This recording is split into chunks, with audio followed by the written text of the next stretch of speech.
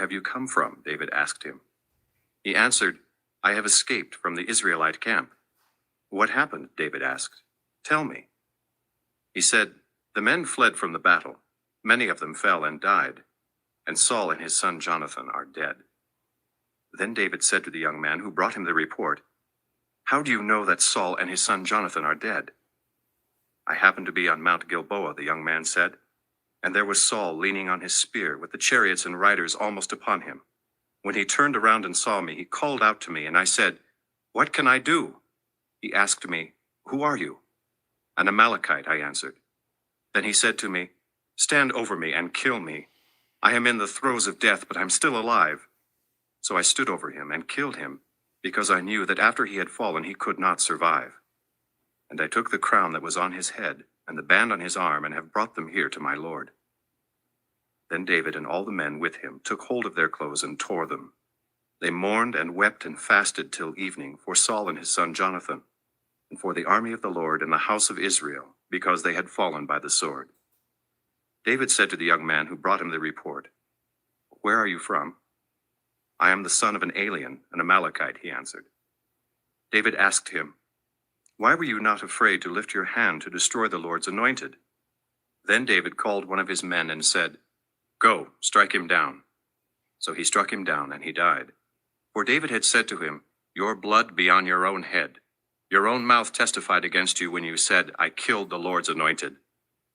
David took up this lament concerning Saul and his son Jonathan, and ordered that the men of Judah be taught this lament of the bow. It is written in the book of Jasher, "Your glory, O Israel, lies slain on your heights. How the mighty have fallen.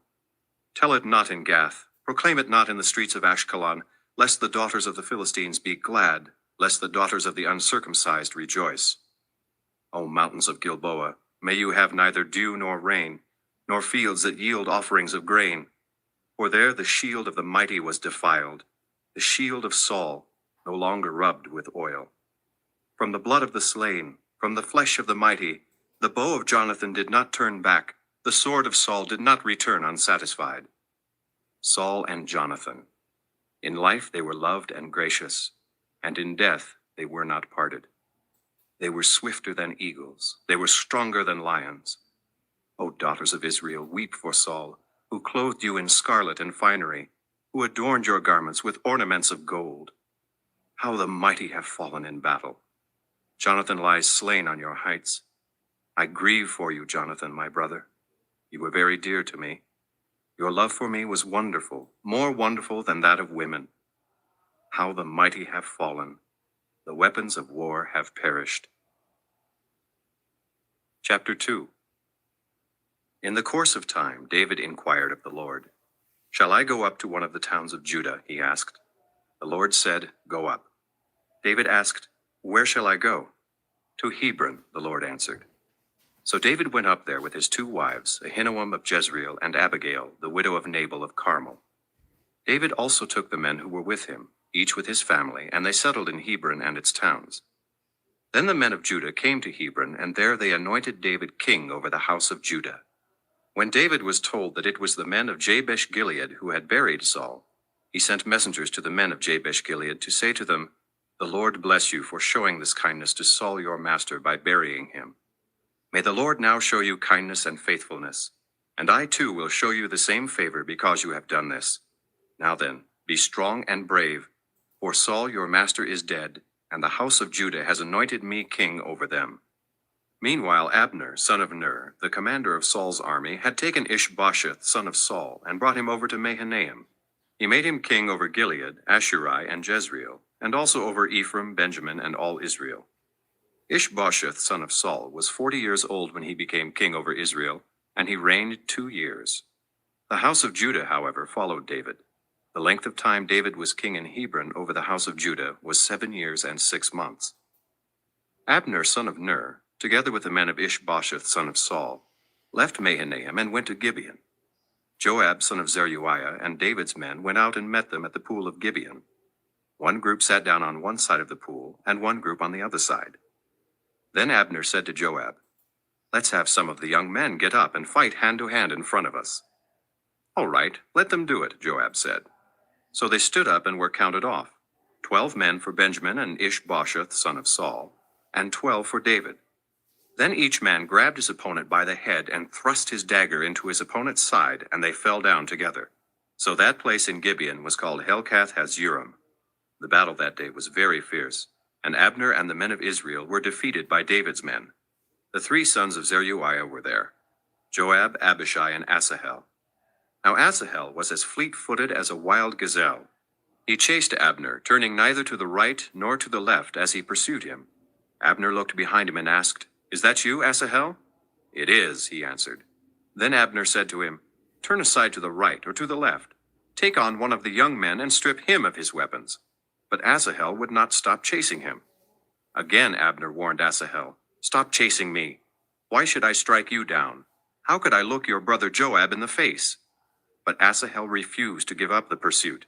So Abner thrust the butt of his spear into Asahel's stomach, and the spear came out through his back. He fell there and died on the spot. And every man stopped when he came to the place where Asahel had fallen and died. But Joab and Abishai pursued Abner, and as the sun was setting, they came to the hill of Ammah, near Giah, on the way to the wasteland of Gibeon. Then the men of Benjamin rallied behind Abner. They formed themselves into a group and took their stand on top of a hill. Abner called out to Joab, "Must the sword devour forever? Don't you realize that this will end in bitterness? How long before you order your men to stop pursuing their brothers?" Joab answered, "As surely as God lives, if you had not spoken, the men would have continued the pursuit of their brothers until morning." So Joab blew the trumpet, and all the men came to a halt. They no longer pursued Israel, nor did they fight any more. All that night Abner and his men marched through the Arabah. They crossed the Jordan, continued through the whole Bithron, and came to Mahanaim. Then Joab returned from pursuing Abner, and assembled all his men. Besides Asahel, 19 of David's men were found missing. But David's men had killed 360 Benjamites who were with Abner. They took Asahel and buried him in his father's tomb at Bethlehem. Then Joab and his men marched all night and arrived at Hebron by daybreak. Chapter 3. The war between the house of Saul and the house of David lasted a long time. David grew stronger and stronger, while the house of Saul grew weaker and weaker. Sons were born to David in Hebron. His firstborn was Amnon, the son of Ahinoam of Jezreel. His second, Chileab, the son of Abigail, the widow of Nabal of Carmel. The third, Absalom, the son of Maacah, daughter of Talmai, king of Geshur. The fourth, Adonijah, the son of Haggith. The fifth, Shephatiah, the son of Abital. And the sixth, Ithream, the son of David's wife Eglah. These were born to David in Hebron. During the war between the house of Saul and the house of David, Abner had been strengthening his own position in the house of Saul. Now Saul had had a concubine named Rizpah, daughter of Aiah. And Ishbosheth said to Abner, "Why did you sleep with my father's concubine?" Abner was very angry because of what Ishbosheth said, and he answered, "Am I a dog's head on Judah's side? This very day I am loyal to the house of your father Saul and to his family and friends. I haven't handed you over to David. Yet now you accuse me of an offense involving this woman. May God deal with Abner, be it ever so severely, if I do not do for David what the Lord promised him on oath, and transfer the kingdom from the house of Saul, and establish David's throne over Israel and Judah from Dan to Beersheba." Ishbosheth did not dare to say another word to Abner, because he was afraid of him.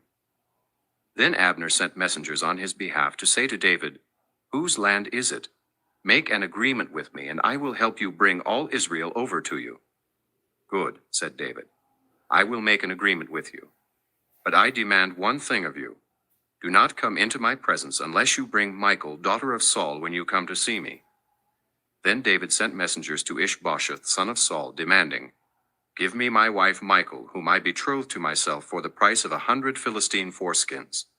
So Ishbosheth gave orders and had her taken away from her husband Paltiel, son of Laish.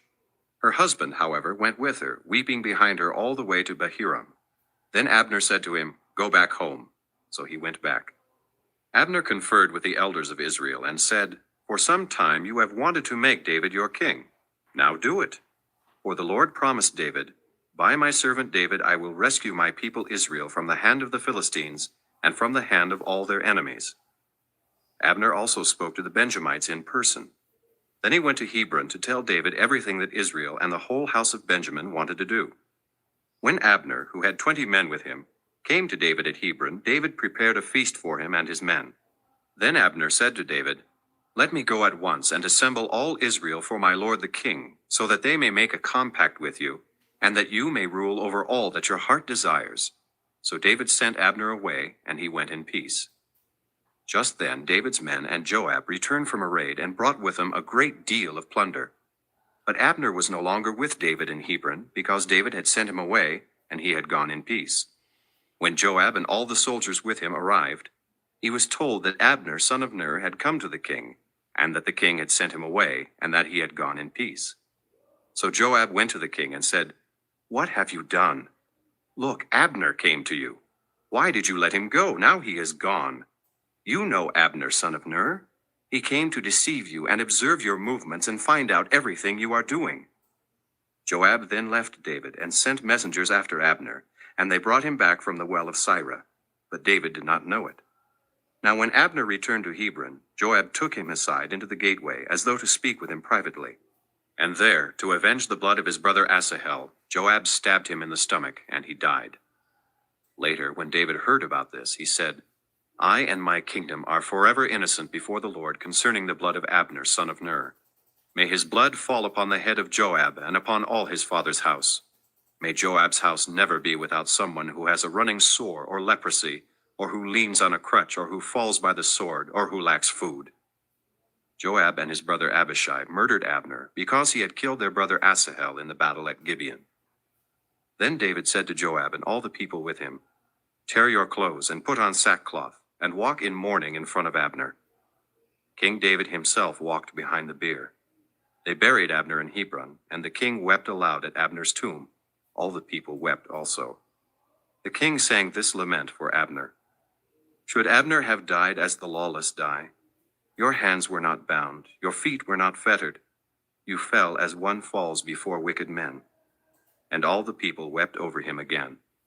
Then they all came and urged David to eat something while it was still day. But David took an oath, saying, "May God deal with me, be it ever so severely, if I taste bread or anything else before the sun sets."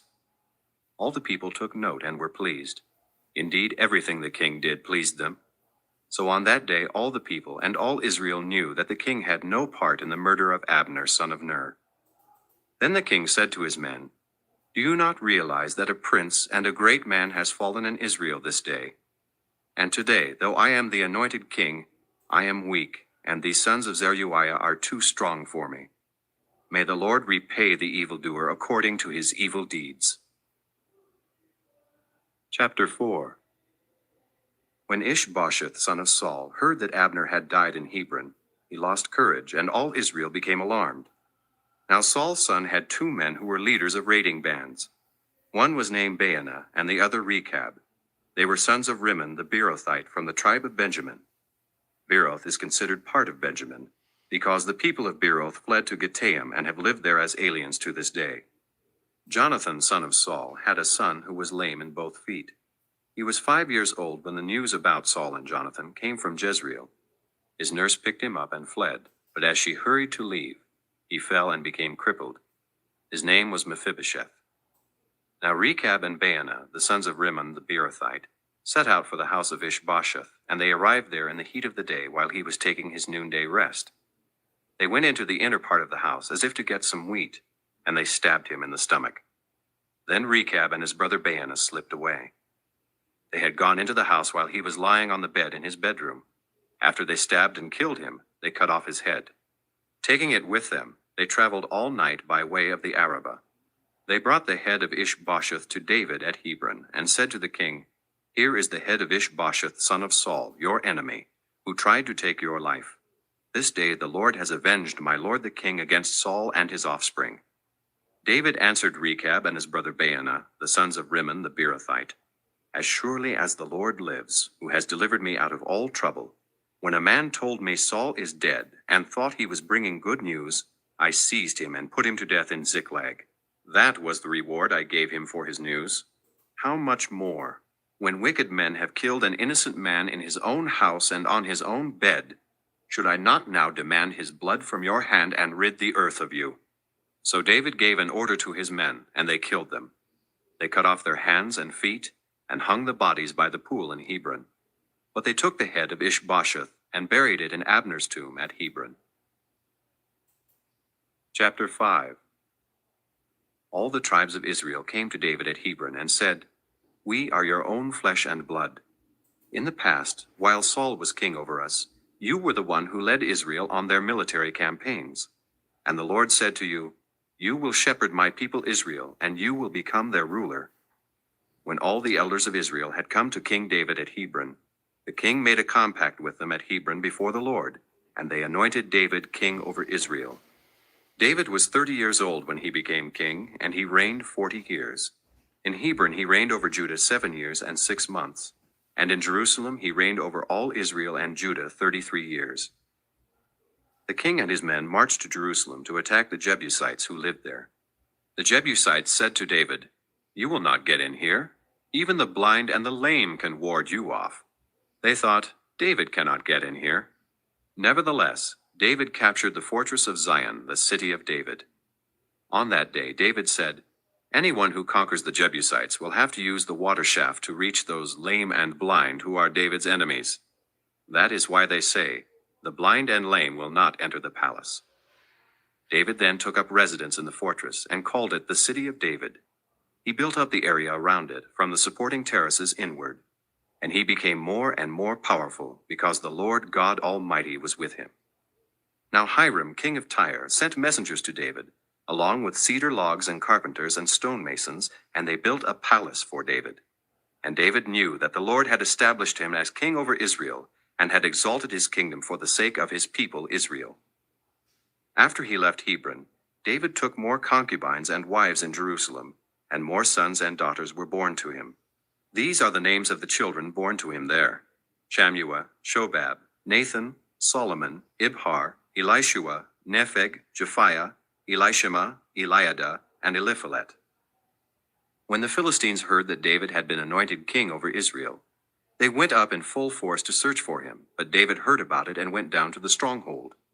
Now the Philistines had come and spread out in the valley of Rephaim, so David inquired of the Lord, "Shall I go and attack the Philistines?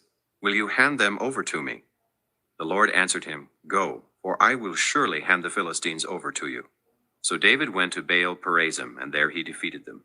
He said, "As waters break out, the Lord has broken out against my enemies before me." So that place was called Baal Perazim. The Philistines abandoned their idols there, and David and his men carried them off.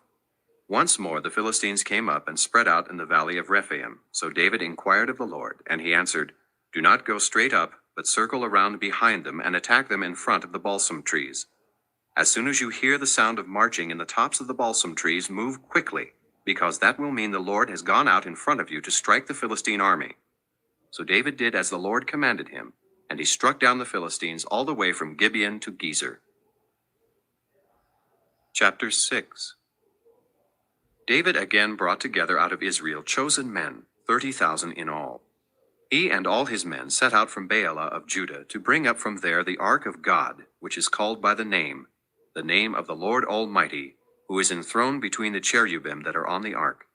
They set the ark of God on a new cart, and brought it from the house of Abinadab, which was on the hill. Uzzah and Ahio, sons of Abinadab, were guiding the new cart with the ark of God on it, and Ahio was walking in front of it. David and the whole house of Israel were celebrating with all their might before the Lord, with songs and with harps, lyres, tambourines, sistrums, and cymbals. When they came to the threshing floor of Nacon, Uzzah reached out and took hold of the ark of God, because the oxen stumbled. The Lord's anger burned against Uzzah because of his irreverent act.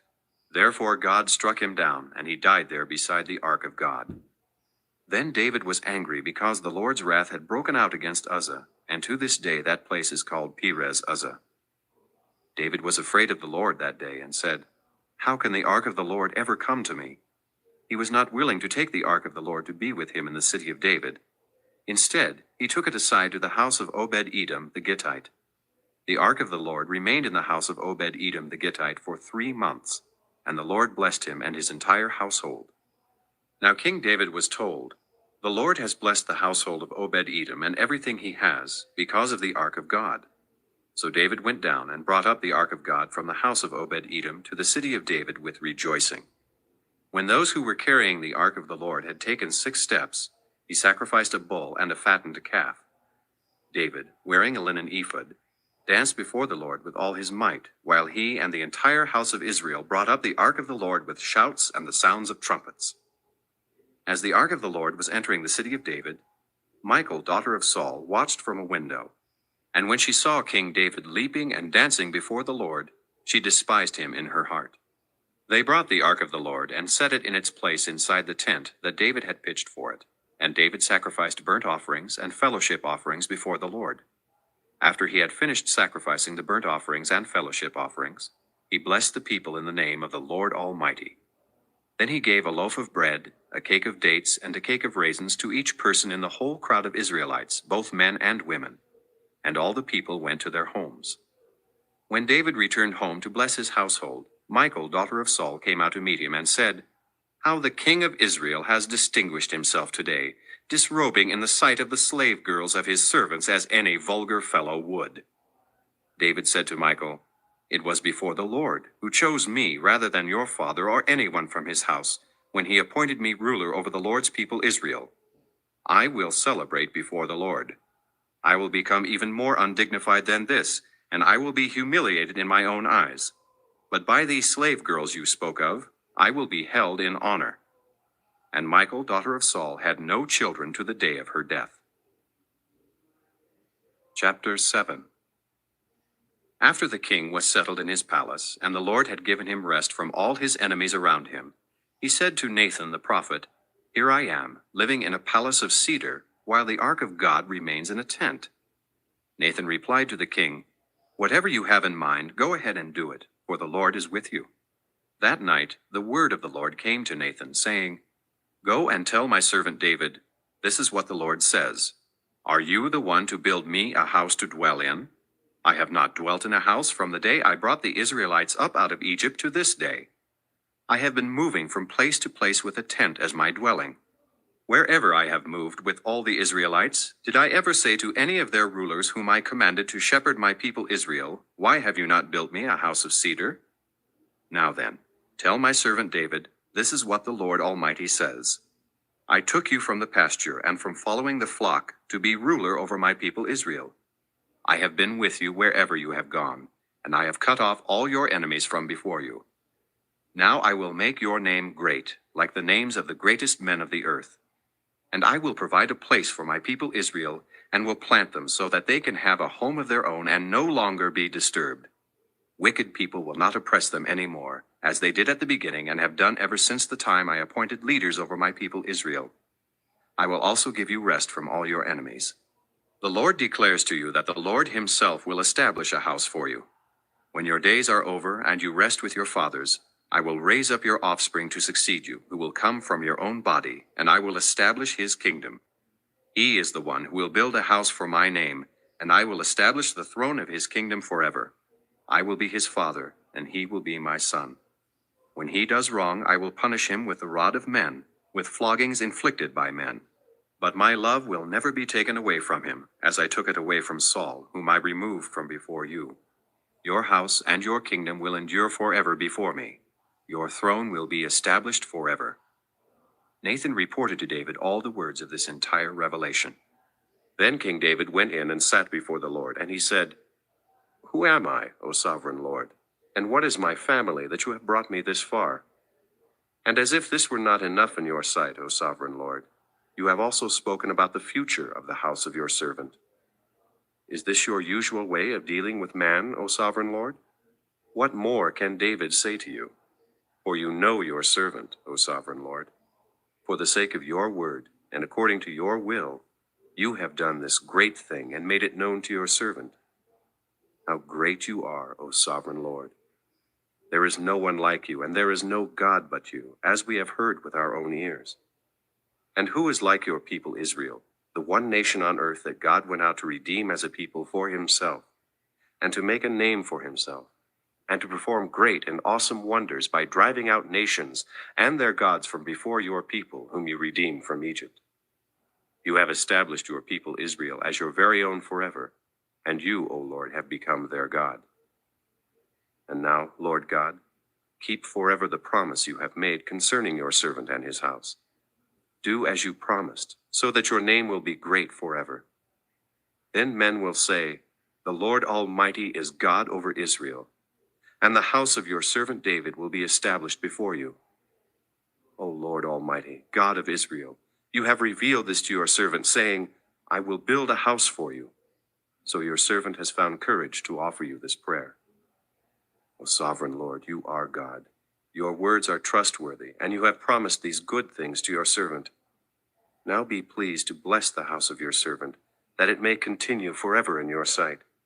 For you, O sovereign Lord, have spoken, and with your blessing the house of your servant will be blessed forever. Chapter 8. In the course of time, David defeated the Philistines and subdued them, and he took Metheg-Ammah from the control of the Philistines. David also defeated the Moabites. He made them lie down on the ground and measured them off with a length of cord. Every 2 lengths of them were put to death, and the 3rd length was allowed to live. So the Moabites became subject to David and brought tribute. Moreover, David fought Hadadezer, son of Rehob, king of Zobah, when he went to restore his control along the Euphrates River. David captured 1,000 of his chariots, 7,000 charioteers, and 20,000 foot soldiers. He hamstrung all but 100 of the chariot horses. When the Arameans of Damascus came to help Hadadezer, king of Zobah, David struck down 22,000 of them. He put garrisons in the Aramean kingdom of Damascus, and the Arameans became subject to him and brought tribute. The Lord gave David victory wherever he went. David took the gold shields that belonged to the officers of Hadadezer and brought them to Jerusalem.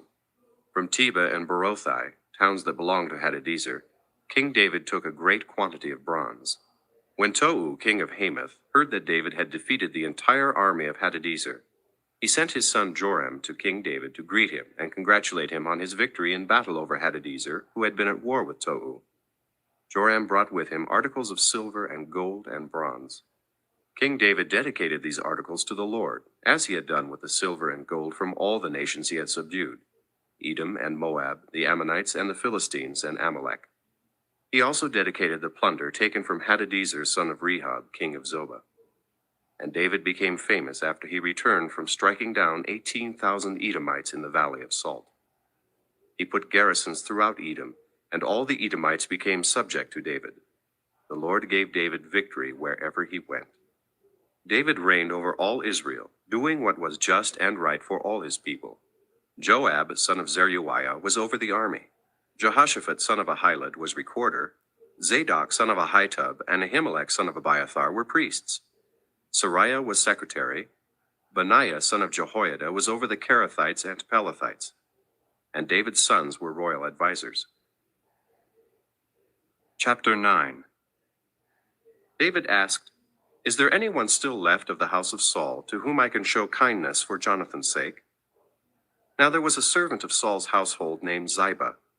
They called him to appear before David, and the king said to him, Are you Ziba? Your servant, he replied. The king asked, Is there no one still left of the house of Saul to whom I can show God's kindness? Ziba answered the king, There is still a son of Jonathan. He is crippled in both feet. Where is he? The king asked. Ziba answered, He is at the house of Machir, son of Ammiel, in Lo-debar. So King David had him brought from Lo-debar, from the house of Machir, son of Ammiel. When Mephibosheth, son of Jonathan, the son of Saul, came to David, he bowed down to pay him honor. David said, Mephibosheth. Your servant, he replied. Don't be afraid, David said to him, for I will surely show you kindness for the sake of your father Jonathan. I will restore to you all the land that belonged to your grandfather Saul, and you will always eat at my table. Mephibosheth bowed down and said, What is your servant, that you should notice a dead dog like me? Then the king summoned Ziba, Saul's servant, and said to him, I have given your master's grandson everything that belonged to Saul and his family. You and your sons and your servants are to farm the land for him and bring in the crops, so that your master's grandson may be provided for. And Mephibosheth, grandson of your master, will always eat at my table.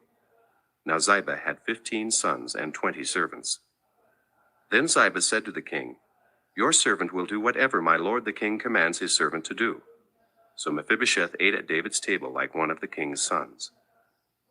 Mephibosheth had a young son named Micah, and all the members of Ziba's household were servants of Mephibosheth. And Mephibosheth lived in Jerusalem because he always ate at the king's table, and he was crippled in both feet. Chapter 10. In the course of time, the king of the Ammonites died, and his son Hanun succeeded him as king. David thought, "I will show kindness to Hanun, son of Nahash, just as his father showed kindness to me." So David sent a delegation to express his sympathy to Hanun concerning his father. When David's men came to the land of the Ammonites, the Ammonite nobles said to Hanun their lord, "Do you think David is honoring your father by sending men to you to express sympathy? Hasn't David sent them to you to explore the city and spy it out and overthrow it?" So Hanun seized David's men, shaved off half of each man's beard, cut off their garments in the middle at the buttocks, and sent them away. When David was told about this, he sent messengers to meet the men, for they were greatly humiliated. The king said, "Stay at Jericho till your beards have grown, and then come back." When the Ammonites realized that they had become a stench in David's nostrils, they hired 20,000 Aramean foot soldiers from Beth-rehob and Zobah, as well as the king of Maacah with 1,000 men, and also 12,000 men from Tob. On hearing this, David sent Joab out with the entire army of fighting men. The Ammonites came out and drew up in battle formation at the entrance to their city gate, while the Arameans of Zobah and Rehob and the men of Tob and Maacah were by themselves in the open country. Joab saw that there were battle lines in front of him and behind him, so he selected some of the best troops in Israel and deployed them against the Arameans. He put the rest of the men under the command of Abishai his brother and deployed them against the Ammonites. Joab said, "If the Arameans are too strong for me, then you are to come to my rescue. But if the Ammonites are too strong for you, then I will come to rescue you. Be strong and let us fight bravely for our people and the cities of our God. The Lord will do what is good in his sight." Then Joab and the troops with him advanced to fight the Arameans, and they fled before him. When the Ammonites saw that the Arameans were fleeing, they fled before Abishai and went inside the city. So Joab returned from fighting the Ammonites and came to Jerusalem. After the Arameans saw that they had been routed by Israel, they regrouped. Hadadezer had Arameans brought from beyond the river. They went to Helam, with Shobach, the commander of Hadadezer's army, leading them. When David was told of this, he gathered all Israel, crossed the Jordan, and went to Helam. The Arameans formed their battle lines to meet David and fought against him. But they fled before Israel, and David killed 700 of their charioteers and 40,000 of their foot soldiers. He also struck down Shobach, the commander of their army, and he died there. When all the kings who were vassals of Hadadezer saw that they had been defeated by Israel, they made peace with the Israelites and became subject to them. So the Arameans were afraid to help the Ammonites any more. Chapter 11. In the spring, at the time when kings go off to war, David sent Joab out with the king's men and the whole Israelite army. They destroyed the Ammonites and besieged Rabbah, but David remained in Jerusalem. One evening David got up from his bed and walked around on the roof of the palace. From the roof he saw a woman bathing. The woman was very beautiful, and David sent someone to find out about her. The man said, "Isn't this Bathsheba, the daughter of Eliam and the wife of Uriah the Hittite?" Then David sent messengers to get her. She came to him, and he slept with her. She had purified herself from her uncleanness. Then she went back home. The woman conceived and sent word to David, saying, "I am pregnant." So David sent this word to Joab, "Send me Uriah the Hittite." And Joab sent him to David. When Uriah came to him, David asked him how Joab was, how the soldiers were, and how the war was going. Then David said to Uriah, "Go down to your house and wash your feet." So Uriah left the palace, and a gift from the king was sent after him. But Uriah slept at the entrance to the palace with all his master's servants, and did not go down to his house. When David was told Uriah did not go home, he asked him, "Haven't you just come from a distance? Why didn't you go home?" Uriah said to David, "The ark and Israel and Judah are staying in tents, and my master Joab and my lord's men are camped in the open fields. How could I go to my house to eat and drink and lie with my wife? As surely as you live, I will not do such a thing." Then David said to him, "Stay here one more day, and tomorrow I will send you back." So Uriah remained in Jerusalem that day and the next. At David's invitation, he ate and drank with him, and David made him drunk. But in the evening, Uriah went out to sleep on his mat among his master's servants. He did not go home. In the morning, David wrote a letter to Joab and sent it with Uriah. In it he wrote, "Put Uriah in the front line where the fighting is fiercest. Then withdraw from him, so he will be struck down and die." So while Joab had the city under siege, he put Uriah at a place where he knew the strongest defenders were. When the men of the city came out and fought against Joab, some of the men in David's army fell. Moreover, Uriah the Hittite was dead. Joab sent David a full account of the battle. He instructed the messenger, "When you have finished giving the king this account of the battle, the king's anger may flare up, and he may ask you, 'Why did you get so close to the city to fight? Didn't you know they would shoot arrows from the wall? Who killed Abimelech, son of Jerubbesheth? Didn't a woman throw an upper millstone on him from the wall so that he died in Thebez? Why did you get so close to the wall?' If he asks you this, then say to him, 'Also, your servant Uriah the Hittite is dead.'" The messenger set out, and when he arrived, he told David everything Joab had sent him to say. The messenger said to David, "The men overpowered us and came out against us in the open, but we drove them back to the entrance to the city gate. Then the archers shot arrows at your servants from the wall, and some of the king's men died. Moreover, your servant Uriah the Hittite is dead." David told the messenger, "Say this to Joab, 'Don't let this upset you. The sword devours one as well as another. Press the attack against the city and destroy it.' Say this to encourage Joab." When Uriah's wife heard that her husband was dead, she mourned for him. After the time of mourning was over, David had her brought to his house, and she became his wife and bore him a son. But the thing David had done displeased the Lord. Chapter 12. The Lord sent Nathan to David. When he came to him, he said, "There were two men in a certain town, one rich and the other poor. The rich man had a very large number of sheep and cattle, but the poor man had nothing except one little ewe lamb he had bought. He raised it, and it grew up with him and his children. It shared his food, drank from his cup, and even slept in his arms. It was like a daughter to him. Now a traveler came to the rich man, but the rich man refrained from taking one of his own sheep or cattle to prepare a meal for the traveler who had come to him. Instead, he took the ewe lamb that belonged to the poor man and prepared it for the one who had come to him. David burned with anger against the man and said to Nathan, "As surely as the Lord lives, the man who did this deserves to die. He must pay for that lamb 4 times over, because he did such a thing and had no pity." Then Nathan said to David, "You are the man. This is what the Lord, the God of Israel, says. I anointed you king over Israel, and I delivered you from the hand of Saul. I gave your master's house to you, and your master's wives into your arms. I gave you the house of Israel and Judah, and if all this had been too little, I would have given you even more. Why did you despise the word of the Lord by doing what is evil in his eyes? You struck down Uriah the Hittite with the sword, and took his wife to be your own. You killed him with the sword of the Ammonites. Now, therefore, the sword will never depart from your house, because you despised me, and took the wife of Uriah the Hittite to be your own. This is what the Lord says. Out of your own household I am going to bring calamity upon you. Before your very eyes I will take your wives and give them to one who is close to you, and he will lie with your wives in broad daylight. You did it in secret, but I will do this thing in broad daylight before all Israel." Then David said to Nathan, "I have sinned against the Lord." Nathan replied, "The Lord has taken away your sin. You are not going to die. But because by doing this you have made the enemies of the Lord show utter contempt, the son born to you will die." After Nathan had gone home, the Lord struck the child that Uriah's wife had borne to David, and he became ill. David pleaded with God for the child. He fasted and went into his house and spent the nights lying on the ground. The elders of his household stood beside him to get him up from the ground, but he refused, and he would not eat any food with them. On the 7th day the child died. David's servants were afraid to tell him that the child was dead, for they thought, "While the child was still living, we spoke to David, but he would not listen to us. How can we tell him the child is dead? He may do something desperate."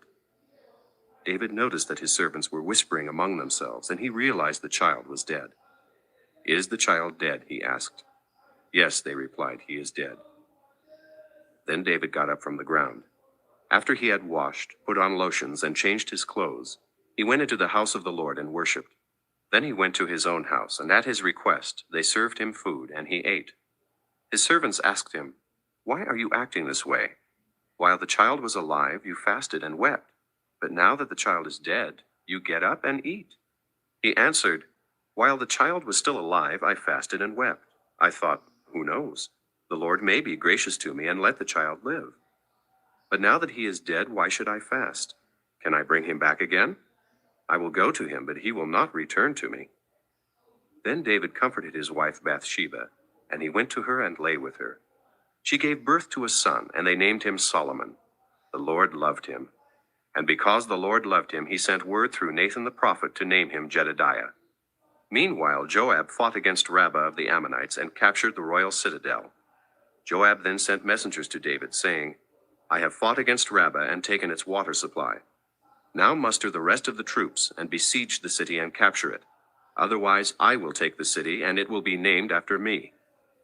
So David mustered the entire army and went to Rabbah and attacked and captured it. He took the crown from the head of their king. Its weight was a talent of gold, and it was set with precious stones, and it was placed on David's head. He took a great quantity of plunder from the city and brought out the people who were there, consigning them to labor with saws and with iron picks and axes, and he made them work at brickmaking. He did this to all the Ammonite towns. Then David and his entire army returned to Jerusalem. Chapter 13. In the course of time, Amnon, son of David, fell in love with Tamar, the beautiful sister of Absalom, son of David.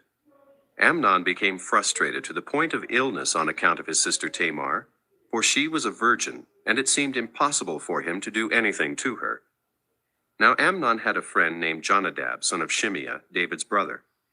Jonadab was a very shrewd man. He asked Amnon, "Why do you, the king's son, look so haggard morning after morning? Won't you tell me?" Amnon said to him, "I'm in love with Tamar, my brother Absalom's sister." "Go to bed and pretend to be ill," Jonadab said. "When your father comes to see you, say to him, 'I would like my sister Tamar to come and give me something to eat. Let her prepare the food in my sight, so I may watch her and then eat it from her hand.'" So Amnon lay down and pretended to be ill. When the king came to see him, Amnon said to him, "I would like my sister Tamar to come and make some special bread in my sight, so I may eat from her hand."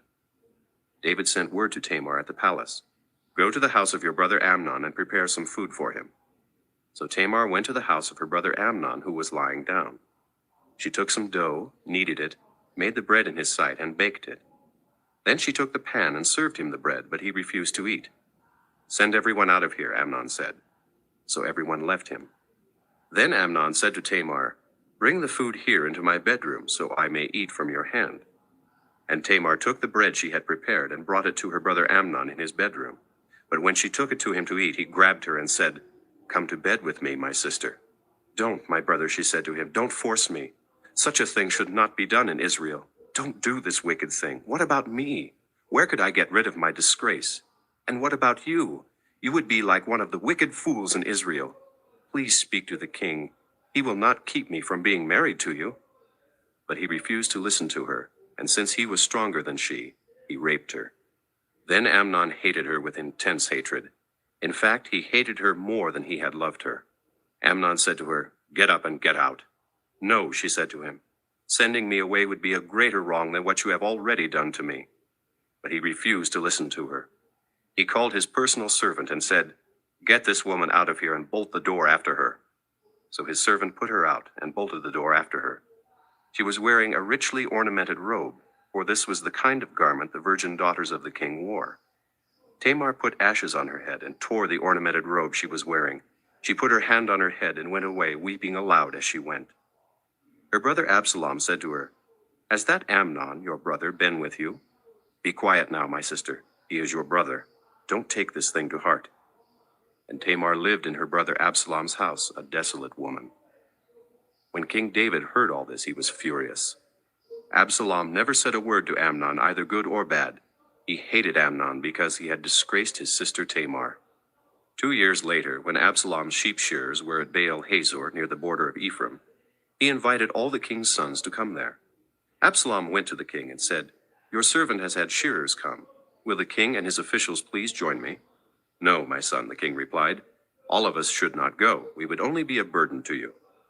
Although Absalom urged him, he still refused to go, but gave him his blessing. Then Absalom said, "If not, please let my brother Amnon come with us." The king asked him, "Why should he go with you?" But Absalom urged him, so he sent with him Amnon and the rest of the king's sons. Absalom ordered his men, "Listen, when Amnon is in high spirits from drinking wine, and I say to you, 'Strike Amnon down,' then kill him. Don't be afraid. Have not I given you this order? Be strong and brave." So Absalom's men did to Amnon what Absalom had ordered. Then all the king's sons got up, mounted their mules, and fled. While they were on their way, the report came to David, "Absalom has struck down all the king's sons. Not one of them is left." The king stood up, tore his clothes, and lay down on the ground, and all his servants stood by with their clothes torn. But Jonadab, son of Shimeah, David's brother, said, "My lord should not think that they killed all the princes. Only Amnon is dead. This has been Absalom's expressed intention ever since the day Amnon raped his sister Tamar. My lord the king should not be concerned about the report that all the king's sons are dead. Only Amnon is dead." Meanwhile, Absalom had fled. Now the man standing watch looked up and saw many people on the road west of him coming down the side of the hill. The watchman went and told the king, "I see men in the direction of Horonaim on the side of the hill." Jonadab said to the king, "See, the king's sons are here. It has happened just as your servant said." As he finished speaking, the king's sons came in, wailing loudly. The king, too, and all his servants wept very bitterly. Absalom fled and went to Talmai, son of Ammihud, the king of Geshur. But King David mourned for his son every day. After Absalom fled and went to Geshur, he stayed there 3 years. And the spirit of the king longed to go to Absalom, for he was consoled concerning Amnon's death. Chapter 14. Joab, son of Zeruiah, knew that the king's heart longed for Absalom. So Joab sent someone to Tekoa and had a wise woman brought from there. He said to her, "Pretend you are in mourning. Dress in mourning clothes, and don't use any cosmetic lotions. Act like a woman who has spent many days grieving for the dead. Then go to the king and speak these words to him." And Joab put the words in her mouth. When the woman from Tekoa went to the king, she fell with her face to the ground to pay him honor, and she said, "Help me, O king." The king asked her, "What is troubling you?" She said, "I am indeed a widow. My husband is dead. I, your servant, had 2 sons.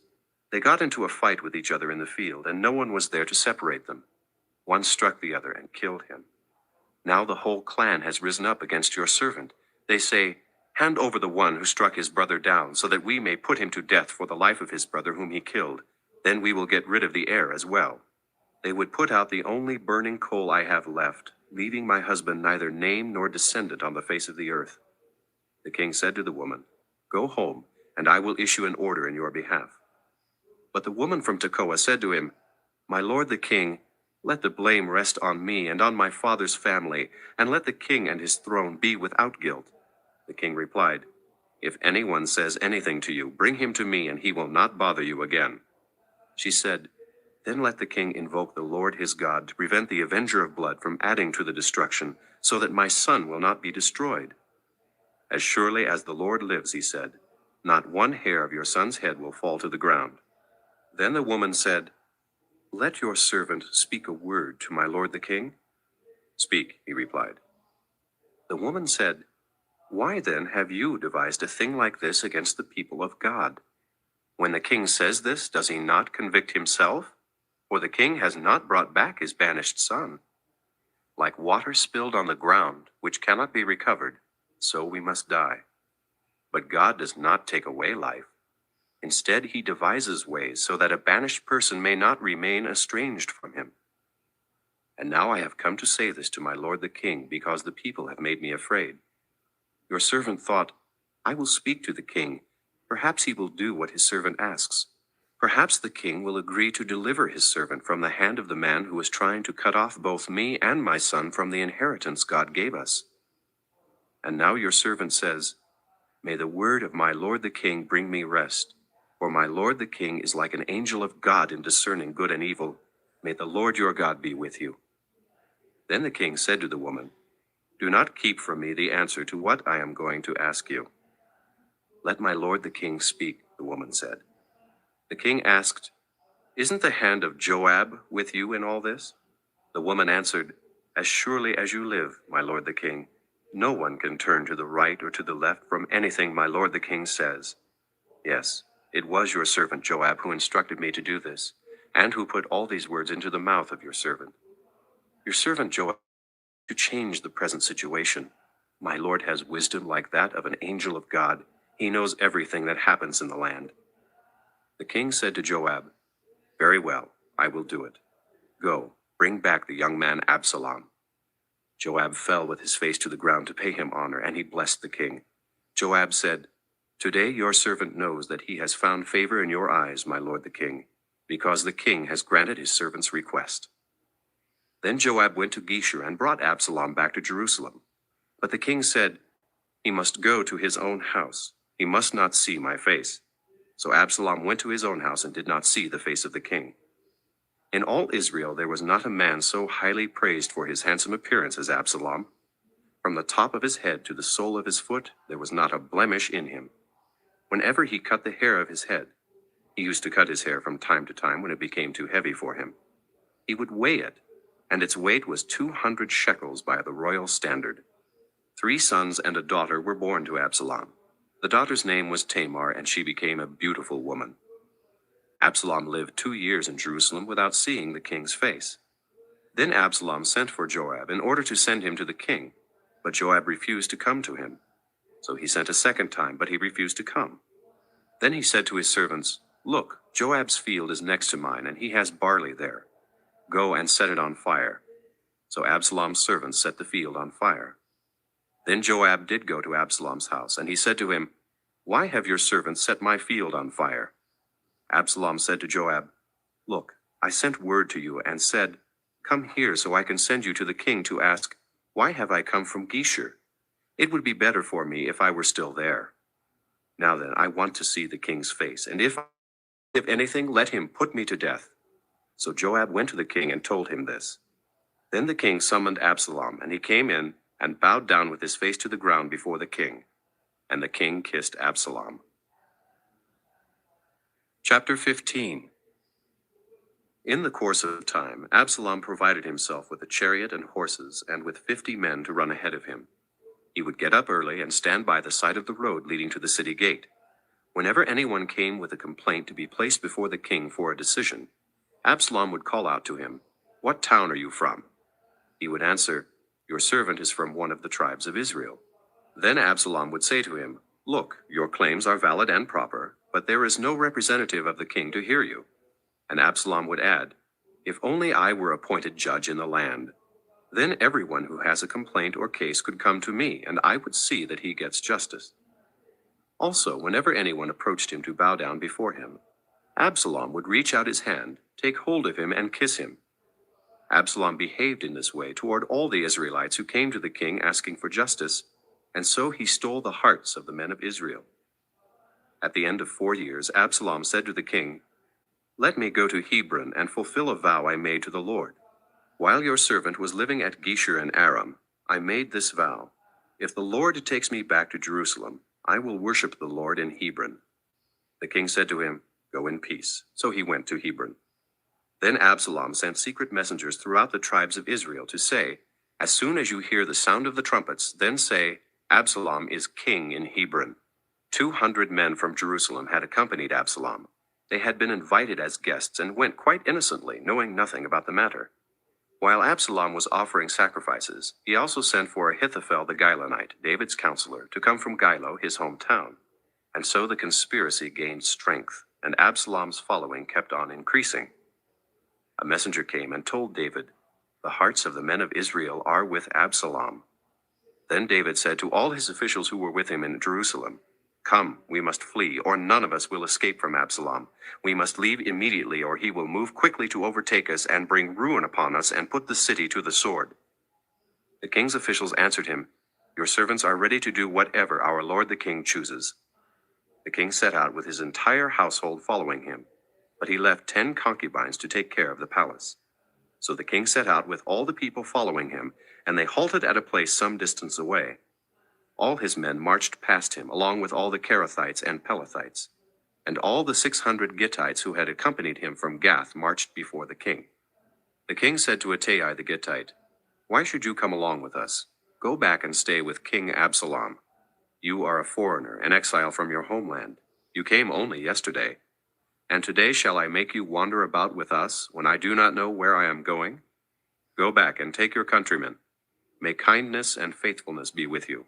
But Ittai replied to the king, "As surely as the Lord lives, and as my lord the king lives, wherever my lord the king may be, whether it means life or death, there will your servant be."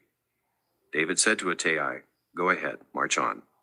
So Ittai the Gittite marched on with all his men and the families that were with him. The whole countryside wept aloud as all the people passed by. The king also crossed the Kidron Valley, and all the people moved on toward the desert. Zadok was there too, and all the Levites who were with him were carrying the ark of the covenant of God. They set down the ark of God, and Abiathar offered sacrifices until all the people had finished leaving the city. Then the king said to Zadok, "Take the ark of God back into the city.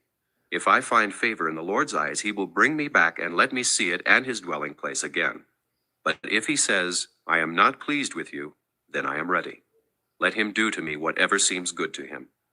The king also said to Zadok the priest, "Aren't you a seer? Go back to the city in peace, with your son Ahimaaz and Jonathan son of Abiathar.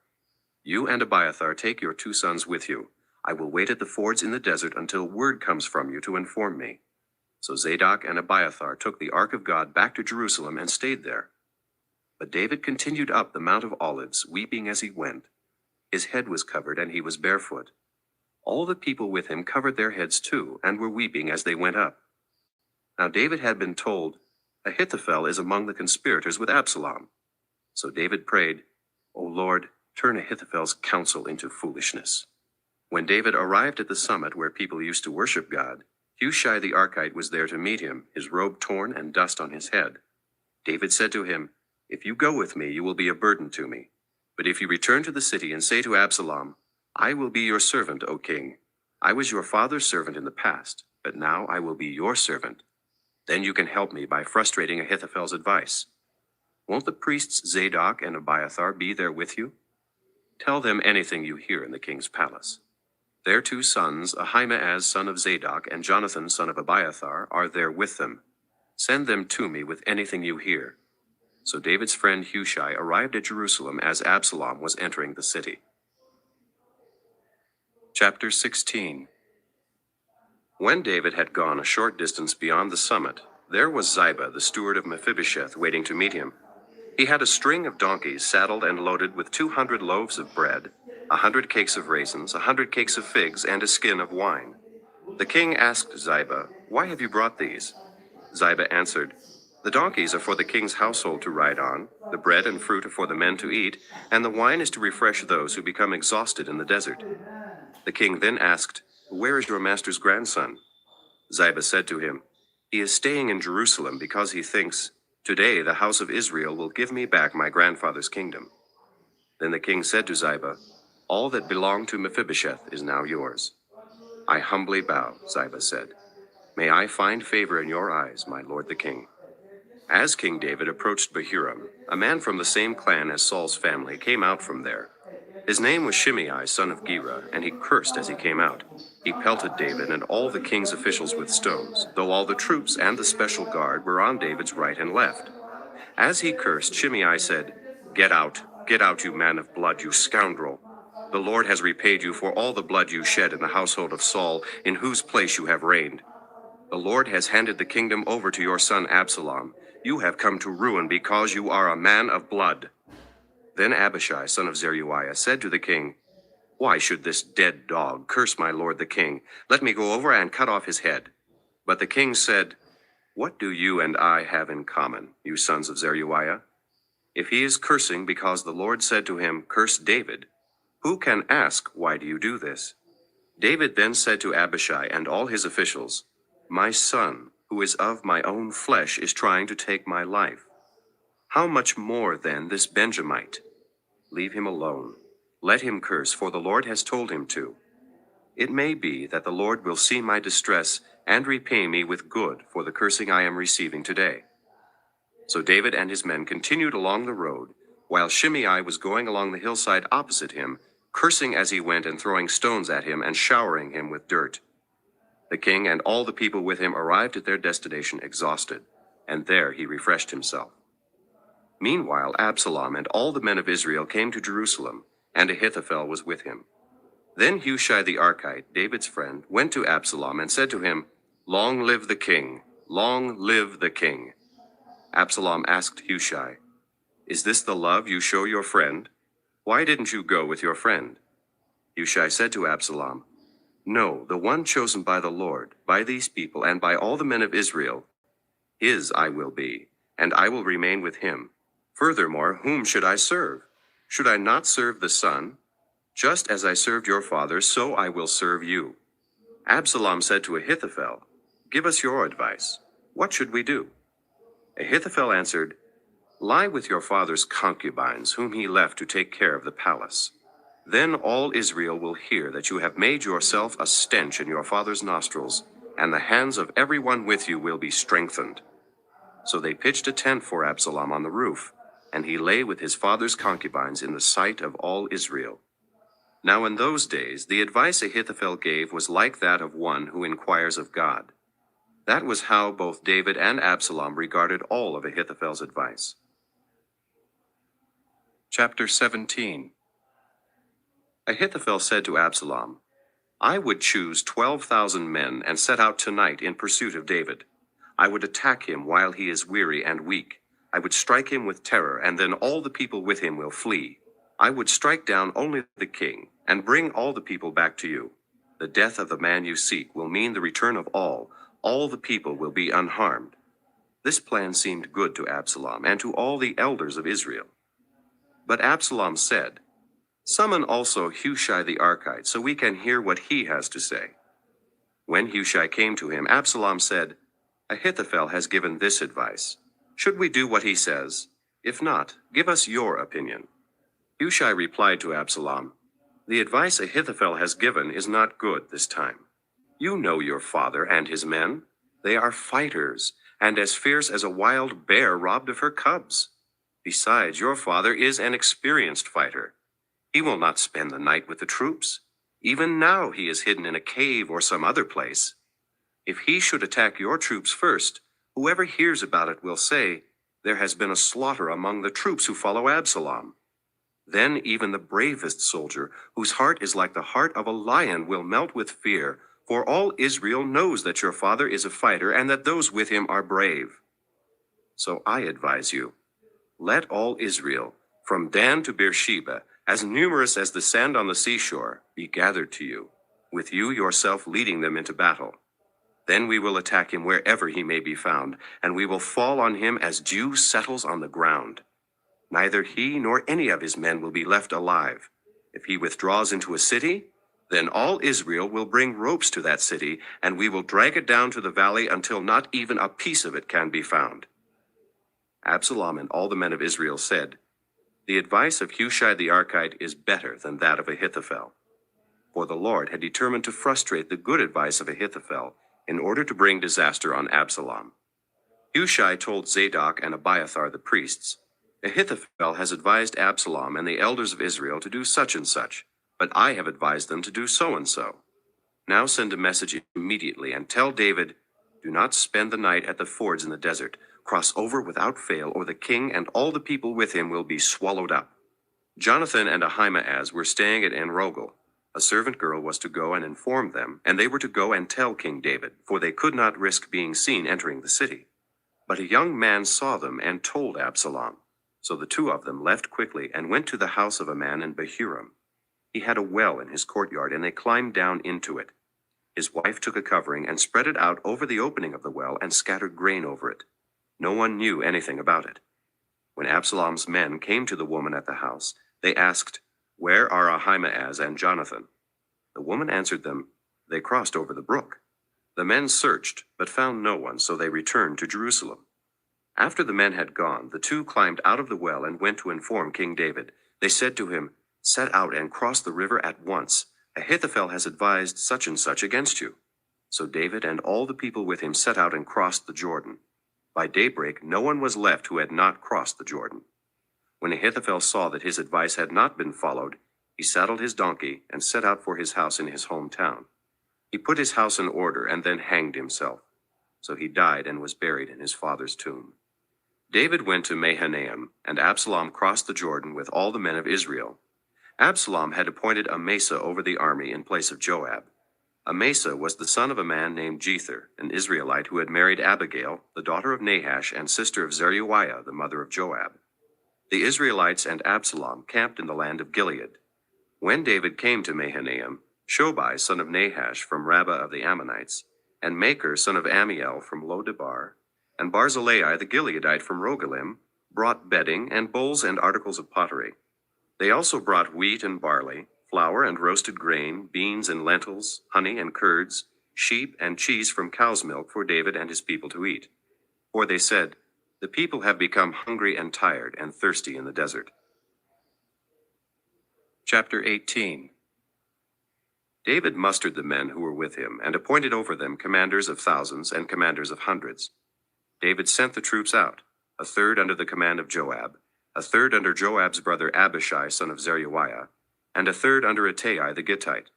The king told the troops, "I myself will surely march out with you." But the men said, "You must not go out. If we are forced to flee, they won't care about us. Even if half of us die, they won't care. But you are worth 10,000 of us. It would be better now for you to give us support from the city." The king answered, "I will do whatever seems best to you." So the king stood beside the gate while all the men marched out in units of hundreds and of thousands. The king commanded Joab, Abishai, and Ittai, "Be gentle with the young man Absalom for my sake." And all the troops heard the king giving orders concerning Absalom to each of the commanders. The army marched into the field to fight Israel, and the battle took place in the forest of Ephraim. There the army of Israel was defeated by David's men, and the casualties that day were great, 20,000 men.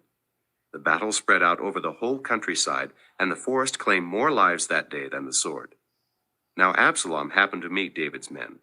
He was riding his mule, and as the mule went under the thick branches of a large oak, Absalom's head got caught in the tree. He was left hanging in mid-air, while the mule he was riding kept on going. When one of the men saw this, he told Joab, "I just saw Absalom hanging in an oak tree." Joab said to the man who had told him this, "What? You saw him? Why didn't you strike him to the ground right there? Then I would have had to give you 10 shekels of silver and a warrior's belt." But the man replied, "Even if 1,000 shekels were weighed out into my hands, I would not lift my hand against the king's son. In our hearing the king commanded you and Abishai and Ittai, protect the young man Absalom for my sake. And if I had put my life in jeopardy, and nothing is hidden from the king, you would have kept your distance from me." Joab said, "I'm not going to wait like this for you." So he took 3 javelins in his hand and plunged them into Absalom's heart while Absalom was still alive in the oak tree. And 10 of Joab's armor-bearers surrounded Absalom, struck him, and killed him. Then Joab sounded the trumpet, and the troops stopped pursuing Israel, for Joab halted them. They took Absalom, threw him into a big pit in the forest, and piled up a large heap of rocks over him.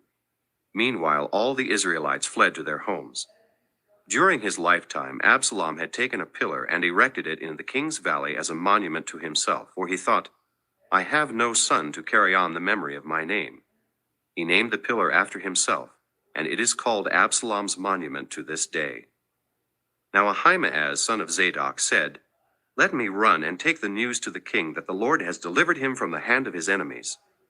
"You are not the one to take the news today," Joab told him. "You may take the news another time, but you must not do so today, because the king's son is dead." Then Joab said to a Cushite, "Go, tell the king what you have seen." The Cushite bowed down before Joab and ran off.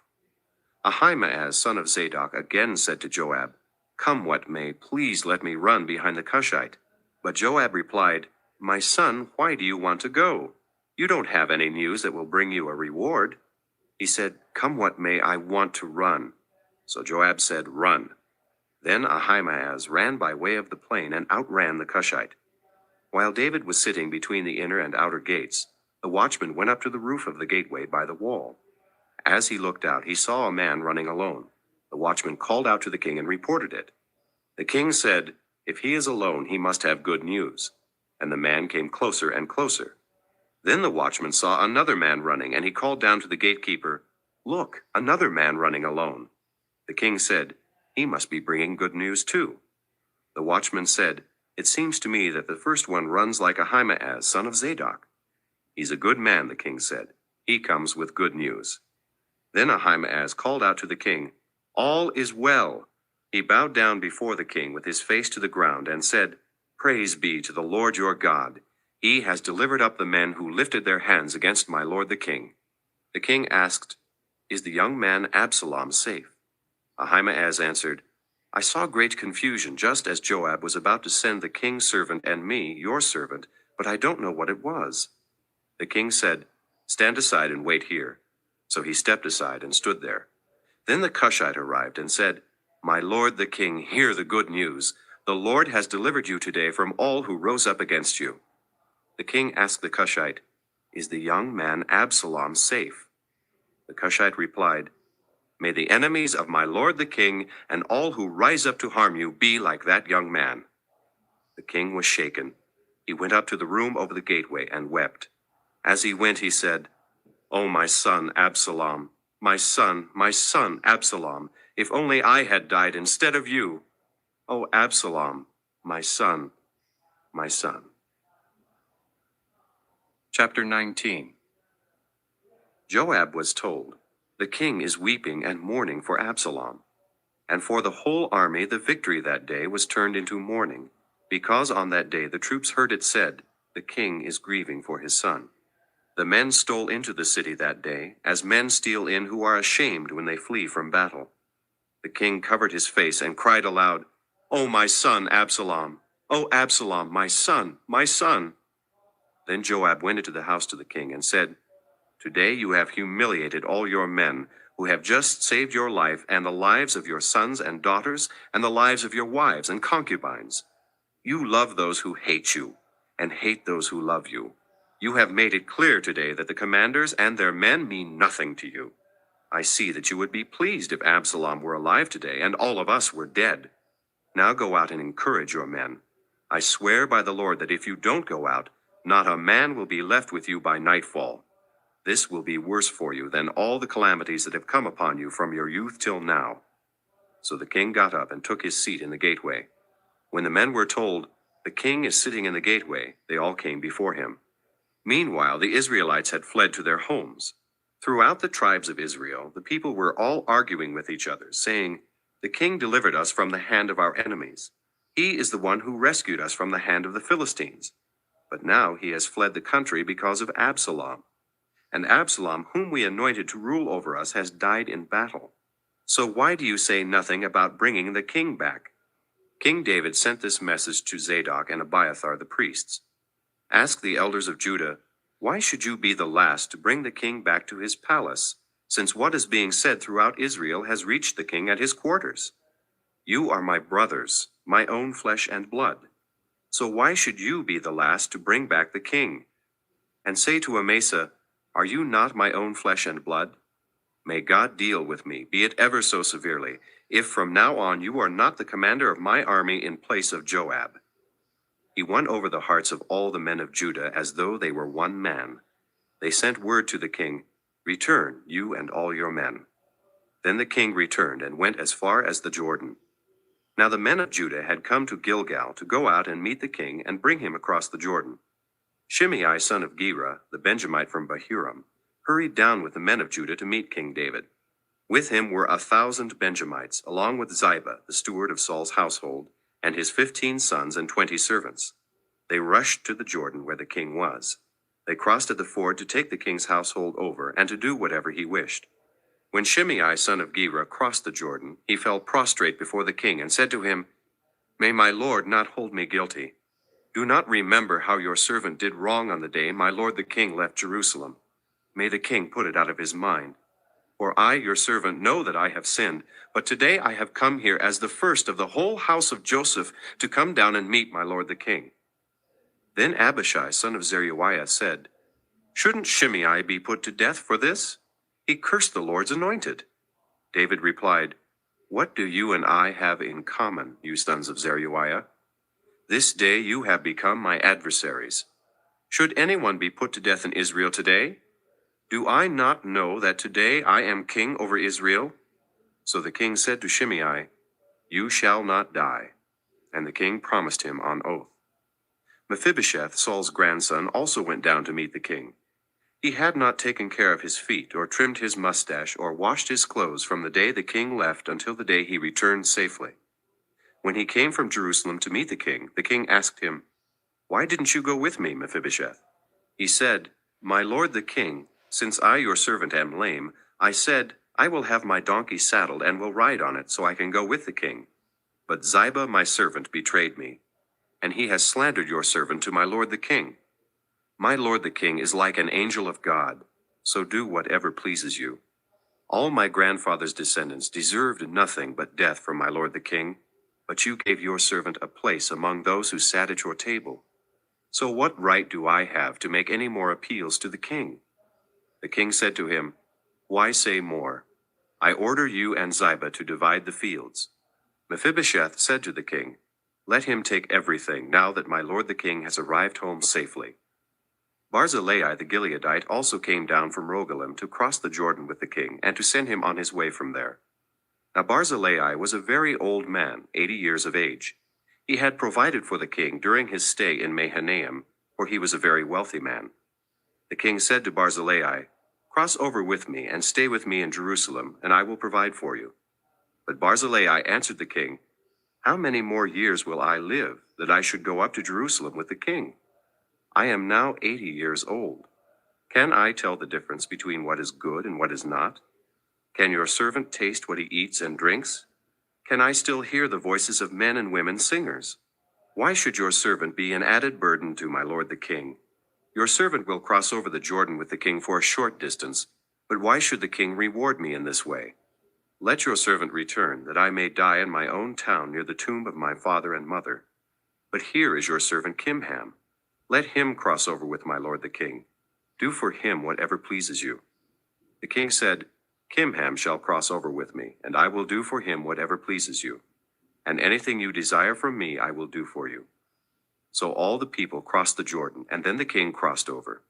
The king kissed Barzillai and gave him his blessing, and Barzillai returned to his home. When the king crossed over to Gilgal, Kimham crossed with him. All the troops of Judah and half the troops of Israel had taken the king over. Soon all the men of Israel were coming to the king and saying to him, Why did our brothers, the men of Judah, steal the king away and bring him and his household across the Jordan, together with all his men? All the men of Judah answered the men of Israel, We did this because the king is closely related to us. Why are you angry about it? Have we eaten any of the king's provisions? Have we taken anything for ourselves? Then the men of Israel answered the men of Judah, We have 10 shares in the king, and besides we have a greater claim on David than you have. So why do you treat us with contempt? Were we not the first to speak of bringing back our king? But the men of Judah responded even more harshly than the men of Israel. Chapter 20. Now a troublemaker named Sheba, son of Bichri, a Benjamite, happened to be there. He sounded the trumpet and shouted, We have no share in David, no part in Jesse's son. Every man to his tent, O Israel. So all the men of Israel deserted David to follow Sheba, son of Bichri. But the men of Judah stayed by their king all the way from the Jordan to Jerusalem. When David returned to his palace in Jerusalem, he took the 10 concubines he had left to take care of the palace, and put them in a house under guard. He provided for them, but did not lie with them. They were kept in confinement till the day of their death, living as widows. Then the king said to Amasa, Summon the men of Judah to come to me within 3 days, and be here yourself. But when Amasa went to summon Judah, he took longer than the time the king had set for him. David said to Abishai, Now Sheba, son of Bichri, will do us more harm than Absalom did. Take your master's men and pursue him, or he will find fortified cities and escape from us. So Joab's men and the Kerethites and Pelethites and all the mighty warriors went out under the command of Abishai. They marched out from Jerusalem to pursue Sheba son of Bichri. While they were at the great rock in Gibeon, Amasa came to meet them. Joab was wearing his military tunic, and strapped over it at his waist was a belt with a dagger in its sheath. As he stepped forward, it dropped out of its sheath. Joab said to Amasa, "How are you, my brother?" Then Joab took Amasa by the beard with his right hand to kiss him. Amasa was not on his guard against the dagger in Joab's hand, and Joab plunged it into his belly, and his intestines spilled out on the ground. Without being stabbed again, Amasa died. Then Joab and his brother Abishai pursued Sheba son of Bichri. One of Joab's men stood beside Amasa and said, "Whoever favors Joab, and whoever is for David, let him follow Joab." Amasa lay wallowing in his blood in the middle of the road, and the man saw that all the troops came to a halt there. When he realized that everyone who came up to Amasa stopped, he dragged him from the road into a field and threw a garment over him. After Amasa had been removed from the road, all the men went on with Joab to pursue Sheba son of Bichri. Sheba passed through all the tribes of Israel to Abel Beth-maachah and through the entire region of the Berites, who gathered together and followed him. All the troops with Joab came and besieged Sheba in Abel Beth-maachah. They built a siege ramp up to the city, and it stood against the outer fortifications. While they were battering the wall to bring it down, a wise woman called from the city, "Listen, listen! Tell Joab to come here so I can speak to him." He went toward her, and she asked, "Are you Joab?" "I am," he answered. She said, "Listen to what your servant has to say." "I'm listening," he said. She continued, "Long ago they used to say, 'Get your answer at Abel,' and that settled it. We are the peaceful and faithful in Israel. You are trying to destroy a city that is a mother in Israel. Why do you want to swallow up the Lord's inheritance?" "Far be it from me," Joab replied. "Far be it from me to swallow up or destroy. That is not the case. A man named Sheba son of Bichri from the hill country of Ephraim has lifted up his hand against the king, against David. Hand over this one man, and I'll withdraw from the city." The woman said to Joab, "His head will be thrown to you from the wall." Then the woman went to all the people with her wise advice, and they cut off the head of Sheba son of Bichri and threw it to Joab. So he sounded the trumpet, and his men dispersed from the city, each returning to his home. And Joab went back to the king in Jerusalem. Joab was over Israel's entire army. Benaiah son of Jehoiada was over the Kerethites and Pelethites. Adoniram was in charge of forced labor. Jehoshaphat son of Ahilud was recorder. Sheva was secretary. Zadok and Abiathar were priests, and Ira the Jairite was David's priest. Chapter 21. During the reign of David, there was a famine for 3 successive years, so David sought the face of the Lord. The Lord said, "It is on account of Saul and his blood-stained house. It is because he put the Gibeonites to death." The king summoned the Gibeonites and spoke to them. Now the Gibeonites were not a part of Israel, but were survivors of the Amorites. The Israelites had sworn to spare them, but Saul in his zeal for Israel and Judah had tried to annihilate them. David asked the Gibeonites, "What shall I do for you? How shall I make amends so that you will bless the Lord's inheritance?" The Gibeonites answered him, "We have no right to demand silver or gold from Saul or his family, nor do we have the right to put anyone in Israel to death." "What do you want me to do for you?" David asked. They answered the king, "As for the man who destroyed us and plotted against us so that we have been decimated and have no place anywhere in Israel, let 7 of his male descendants be given to us to be killed and exposed before the Lord at Gibeah of Saul, the Lord's chosen one." So the king said, "I will give them to you." The king spared Mephibosheth son of Jonathan, the son of Saul, because of the oath before the Lord between David and Jonathan, son of Saul. But the king took Armoni and Mephibosheth, the 2 sons of Aiah's daughter Rizpah, whom she had borne to Saul, together with the 5 sons of Saul's daughter Merab, whom she had borne to Adriel, son of Barzillai the Maholathite. He handed them over to the Gibeonites, who killed and exposed them on a hill before the Lord. All 7 of them fell together. They were put to death during the first days of the harvest, just as the barley harvest was beginning. Rizpah, daughter of Aiah, took sackcloth and spread it out for herself on a rock. From the beginning of the harvest till the rain poured down from the heavens on the bodies, she did not let the birds of the air touch them by day or the wild animals by night. When David was told what Aiah's daughter Rizpah, Saul's concubine, had done, he went and took the bones of Saul and his son Jonathan from the citizens of Jabesh Gilead. They had taken them secretly from the public square at Bethshan, where the Philistines had hung them after they struck Saul down on Gilboa. David brought the bones of Saul and his son Jonathan from there, and the bones of those who had been killed and exposed were gathered up. They buried the bones of Saul and his son Jonathan in the tomb of Saul's father Kish at Zelah in Benjamin, and did everything the king commanded. After that, God answered prayer in behalf of the land. Once again there was a battle between the Philistines and Israel. David went down with his men to fight against the Philistines, and he became exhausted. And Ishbi-Benob, one of the descendants of Rapha, whose bronze spearhead weighed 300 shekels, and who was armed with a new sword, said he would kill David. But Abishai, son of Zeruiah, came to David's rescue. He struck the Philistine down and killed him. Then David's men swore to him, saying, "Never again will you go out with us to battle, so that the lamp of Israel will not be extinguished." In the course of time there was another battle with the Philistines at Gob. At that time Sibbecai the Hushathite killed Saph, one of the descendants of Rapha. In another battle with the Philistines at Gob, Elhanan, son of Jaare-Oregim, the Bethlehemite, killed Goliath the Gittite, who had a spear with a shaft like a weaver's rod. In still another battle, which took place at Gath, there was a huge man with 6 fingers on each hand and 6 toes on each foot, 24 in all. He also was descended from Rapha. When he taunted Israel, Jonathan, son of Shimeah, David's brother, killed him. These 4 were descendants of Rapha in Gath, and they fell at the hands of David and his men. Chapter 22. David sang to the Lord the words of this song when the Lord delivered him from the hand of all his enemies and from the hand of Saul. He said, "The Lord is my rock, my fortress and my deliverer. My God is my rock, in whom I take refuge, my shield and the horn of my salvation.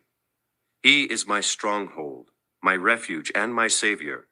From violent men you save me. I call to the Lord, who is worthy of praise, and I am saved from my enemies. The waves of death swirled about me. The torrents of destruction overwhelmed me. The cords of the grave coiled around me. The snares of death confronted me. In my distress I called to the Lord. I called out to my God. From his temple he heard my voice. My cry came to his ears. The earth trembled and quaked. The foundations of the heavens shook. They trembled because he was angry. Smoke rose from his nostrils. Consuming fire came from his mouth. Burning coals blazed out of it. He parted the heavens and came down. Dark clouds were under his feet. He mounted the cherubim and flew. He soared on the wings of the wind. He made darkness his canopy around him, the dark rain clouds of the sky. Out of the brightness of his presence, bolts of lightning blazed forth. The Lord thundered from heaven. The voice of the Most High resounded. He shot arrows and scattered the enemies, bolts of lightning and routed them. The valleys of the sea were exposed, and the foundations of the earth laid bare at the rebuke of the Lord, at the blast of breath from his nostrils. He reached down from on high and took hold of me. He drew me out of deep waters. He rescued me from my powerful enemy, from my foes who were too strong for me. They confronted me in the day of my disaster, but the Lord was my support. He brought me out into a spacious place. He rescued me because he delighted in me. The Lord has dealt with me according to my righteousness. According to the cleanness of my hands he has rewarded me. For I have kept the ways of the Lord. I have not done evil by turning from my God. All his laws are before me. I have not turned away from his decrees. I have been blameless before him and have kept myself from sin. The Lord has rewarded me according to my righteousness, according to my cleanness in his sight. To the faithful you show yourself faithful. To the blameless you show yourself blameless. To the pure you show yourself pure. But to the crooked you show yourself shrewd. You save the humble, but your eyes are on the haughty to bring them low. You are my lamp, O Lord. The Lord turns my darkness into light. With your help I can advance against a troop. With my God I can scale a wall. As for God, his way is perfect.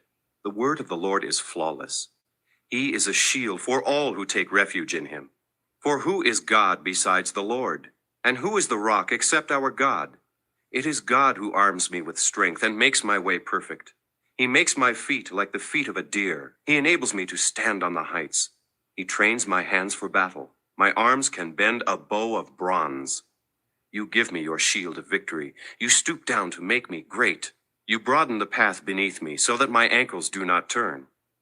I pursued my enemies and crushed them. I did not turn back till they were destroyed. I crushed them completely, and they could not rise. They fell beneath my feet. You armed me with strength for battle. You made my adversaries bow at my feet. You made my enemies turn their backs in flight, and I destroyed my foes. They cried for help, but there was no one to save them, to the Lord, but he did not answer. I beat them as fine as the dust of the earth. I pounded and trampled them like mud in the streets. You have delivered me from the attacks of my people.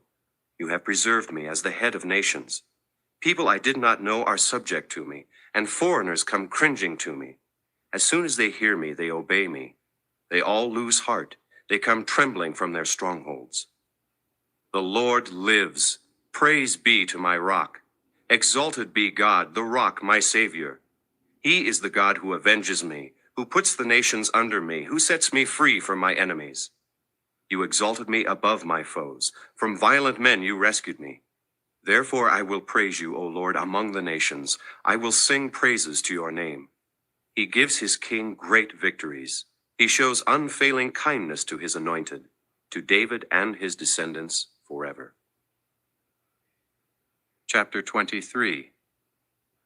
These are the last words of David. The oracle of David, son of Jesse, the oracle of the man exalted by the Most High, the man anointed by the God of Jacob, Israel's singer of songs. The Spirit of the Lord spoke through me. His word was on my tongue. The God of Israel spoke. The rock of Israel said to me, when one rules over men in righteousness, when he rules in the fear of God, he is like the light of morning at sunrise on a cloudless morning, like the brightness after rain that brings the grass from the earth. Is not my house right with God? Has he not made with me an everlasting covenant, arranged and secured in every part? Will he not bring to fruition my salvation and grant me my every desire? But evil men are all to be cast aside like thorns, which are not gathered with the hand. Whoever touches thorns uses a tool of iron or the shaft of a spear. They are burned up where they lie. These are the names of David's mighty men. Josheb Bathsheba, the Takamonite, was chief of the three. He raised his spear against 800 men whom he killed in one encounter. Next to him was Eleazar, son of Dodai the Ahohite. As one of the three mighty men, he was with David when they taunted the Philistines gathered at Pas Dammim for battle. Then the men of Israel retreated, but he stood his ground and struck down the Philistines till his hand grew tired and froze to the sword. The Lord brought about a great victory that day. The troops returned to Eleazar, but only to strip the dead. Next to him was Shammah, son of Agi the Hararite. When the Philistines banded together at a place where there was a field full of lentils, Israel's troops fled from them. But Shammah took his stand in the middle of the field. He defended it and struck the Philistines down, and the Lord brought about a great victory. During harvest time, 3 of the 30 chief men came down to David at the cave of Adullam, while a band of Philistines was encamped in the valley of Rephaim. At that time David was in the stronghold, and the Philistine garrison was at Bethlehem. David longed for water and said, "Oh, that someone would get me a drink of water from the well near the gate of Bethlehem." So the 3 mighty men broke through the Philistine lines, drew water from the well near the gate of Bethlehem, and carried it back to David. But he refused to drink it. Instead, he poured it out before the Lord. "Far be it from me, O Lord, to do this," he said. "Is it not the blood of men who went at the risk of their lives?" And David would not drink it. Such were the exploits of the 3 mighty men. Abishai, the brother of Joab, son of Zeruiah, was chief of the 3. He raised his spear against 300 men whom he killed, and so he became as famous as the 3. Was he not held in greater honor than the 3? He became their commander, even though he was not included among them. Benaiah, son of Jehoiada, was a valiant fighter from Kabzeel who performed great exploits. He struck down 2 of Moab's best men. He also went down into a pit on a snowy day and killed a lion. And he struck down a huge Egyptian. Although the Egyptian had a spear in his hand, Benaiah went against him with a club. He snatched the spear from the Egyptian's hand and killed him with his own spear. Such were the exploits of Benaiah, son of Jehoiada. He too was as famous as the 3 mighty men. He was held in greater honor than any of the 30, but he was not included among the 3, and David put him in charge of his bodyguard. Among the 30 were Asahel, the brother of Joab, Elhanan, son of Dodo from Bethlehem, Shammah the Harodite, Elika the Harodite, Helez the Paltite, Ira, son of Ikesh from Tekoa, Abiezer from Anathoth, Mabunai the Hushathite, Zalmon the Ahohite, Maharai the Netophathite, Heled, son of Baanah the Netophathite, Ithai, son of Ribai from Gibeah in Benjamin, Benaiah the Pirathonite, Hidai from the ravines of Gaash, Abi Alban the Arbathite, Asmaveth the Barhumite, Eliabah the Shealbonite, the sons of Jashan, Jonathan son of Shammah the Hararite, Ahiam son of Sherar the Hararite, Eliphalet son of Ahasbai the Maacathite, Eliam son of Ahithophel the Gilonite, Hezro the Carmelite, Peorai the Arbite, Igal son of Nathan from Zobah, the son of Hagri, Zelek the Ammonite, Nearai the Beerothite, the armor-bearer of Joab son of Zeruiah, Ira the Ithrite, Gareb the Ithrite, and Uriah the Hittite. There were 37 in all. Chapter 24. Again the anger of the Lord burned against Israel, and he incited David against them, saying, Go and take a census of Israel and Judah. So the king said to Joab and the army commanders with him, Go throughout the tribes of Israel, from Dan to Beersheba, and enroll the fighting men, so that I may know how many there are. But Joab replied to the king, May the Lord your God multiply the troops 100 times over, and may the eyes of my lord the king see it. But why does my lord the king want to do such a thing? The king's word, however, overruled Joab and the army commanders, so they left the presence of the king to enroll the fighting men of Israel. After crossing the Jordan, they camped near Aroer, south of the town in the gorge, and then went through Gad and on to Jazer. They went to Gilead and the region of Tatim Hodshai, and on to Dan Jain and around toward Zidon. Then they went toward the fortress of Tyre and all the towns of the Hivites and Canaanites. Finally, they went on to Beersheba in the Negev of Judah. After they had gone through the entire land, they came back to Jerusalem at the end of 9 months and 20 days. Joab reported the number of the fighting men to the king. In Israel there were 800,000 able-bodied men who could handle a sword, and in Judah 500,000. David was conscience-stricken after he had counted the fighting men, and he said to the Lord, I have sinned greatly in what I have done. Now, O Lord, I beg you, take away the guilt of your servant. I have done a very foolish thing. Before David got up the next morning, the word of the Lord had come to Gad the prophet, David's seer. Go and tell David, this is what the Lord says. I am giving you 3 options. Choose one of them for me to carry out against you. So Gad went to David and said to him, Shall there come upon you 3 years of famine in your land? Or 3 months of fleeing from your enemies while they pursue you? Or 3 days of plague in your land? Now then, think it over and decide how I should answer the one who sent me. David said to Gad, I am in deep distress. Let us fall into the hands of the Lord, for his mercy is great. But do not let me fall into the hands of men. So the Lord sent a plague on Israel from that morning until the end of the time designated, and 70,000 of the people from Dan to Beersheba died. When the angel stretched out his hand to destroy Jerusalem, the Lord was grieved because of the calamity, and said to the angel who was afflicting the people, Enough, withdraw your hand. The angel of the Lord was then at the threshing floor of Araunah the Jebusite. When David saw the angel who was striking down the people, he said to the Lord, I am the one who has sinned and done wrong. These are but sheep. What have they done? Let your hand fall upon me and my family.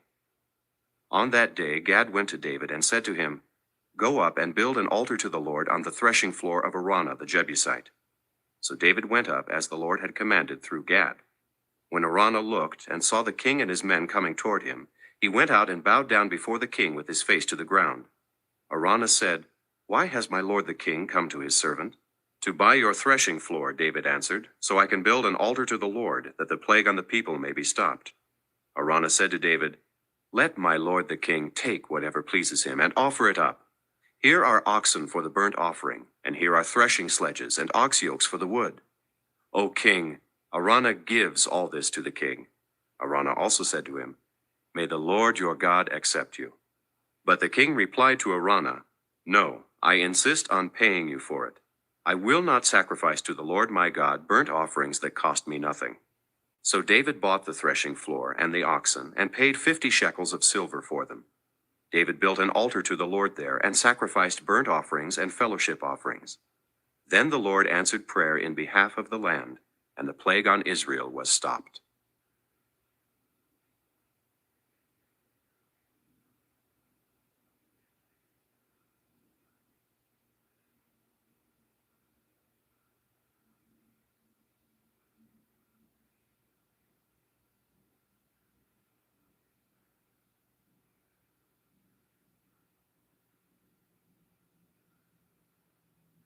The first book of the Kings. Chapter 1.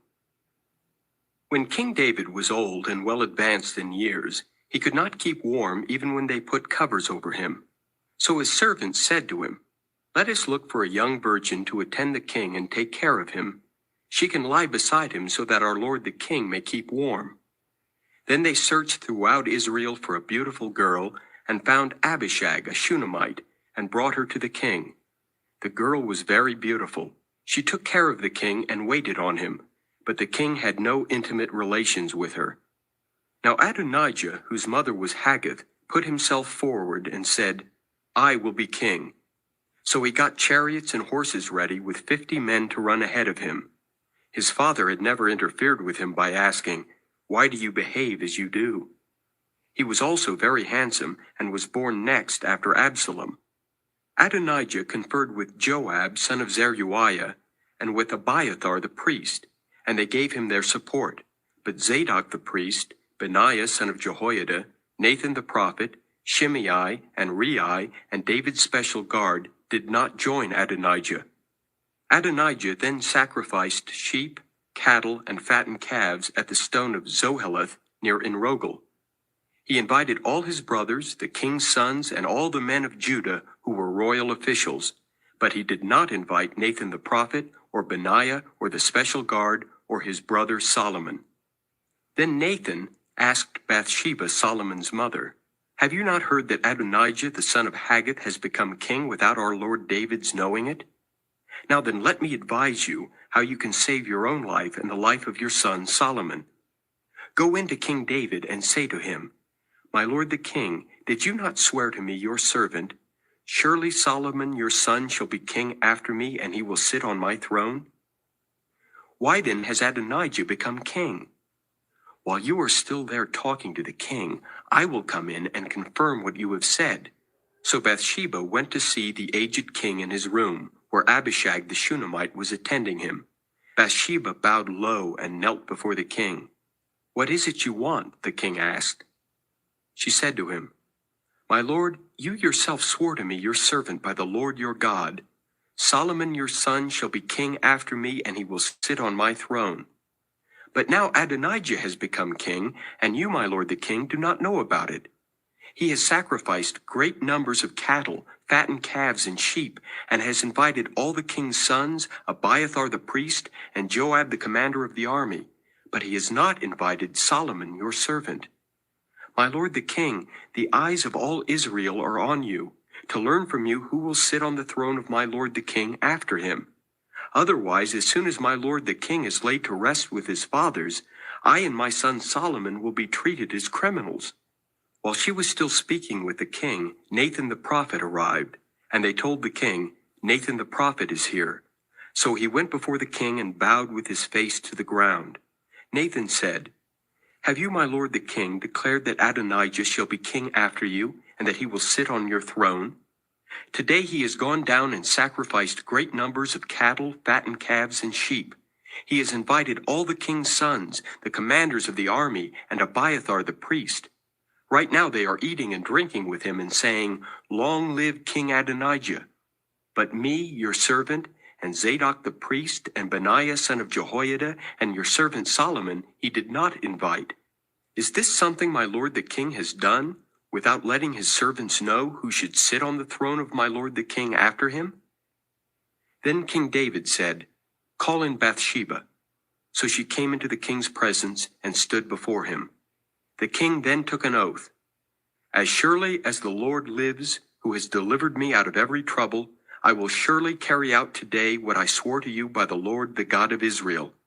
Solomon your son shall be king after me, and he will sit on my throne in my place." Then Bathsheba bowed low with her face to the ground, and kneeling before the king said, "May my lord King David live forever." King David said, "Call in Zadok the priest, Nathan the prophet, and Benaiah son of Jehoiada." When they came before the king, he said to them, "Take your lord's servants with you, and set Solomon my son on my own mule, and take him down to Gihon. There have Zadok the priest and Nathan the prophet anoint him king over Israel. Blow the trumpet and shout, 'Long live King Solomon!' Then you are to go up with him, and he is to come and sit on my throne and reign in my place. I have appointed him ruler over Israel and Judah."